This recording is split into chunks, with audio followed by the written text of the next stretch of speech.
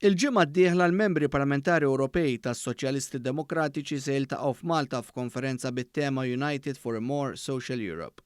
Fil-konferenza se jitkellem ukoll il-Prim Ministru mexxej tal-Partit Laburista Dr. Robert Abela. F'messaġġ imħejji biex titħabbar din il-konferenza, il-mexxejja tal-Grupp tas-Soċjalisti fil-Parlament Ewropew Iraċe Garcia Perez qalet li tinsab kuntenta li l-ewwel laqgħa tal-grupp wara żmien twil anke minħabba l-pandemija se jkun f'Malta. Qalet il-Grupp tas-Soċjalisti Ewropej taħarsu l-qudiem li jiltaqgħu mal-Prim Ministru Malti.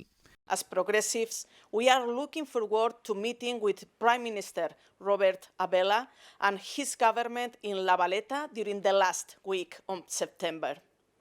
His persistence to implement progressive reforms in the country has not disappointed the majority of Maltese citizens.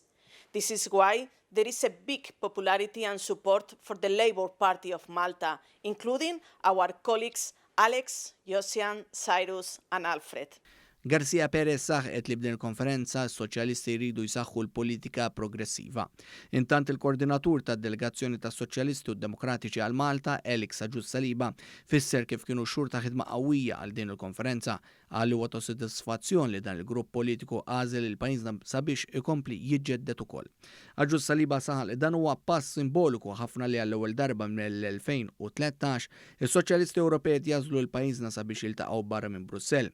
Fis-tqarrija l-Partit Laburista qal li l-Europarlamentari uffiċjali tal-Parlament Ewropew se jżuru n-numru ta' proġetti li l-Gvern Malti embarka fuqhom biex tissaħħaħ il-ġustizzja soċjali f'Malta, xi ħaġa li nnota Aġus Saliba.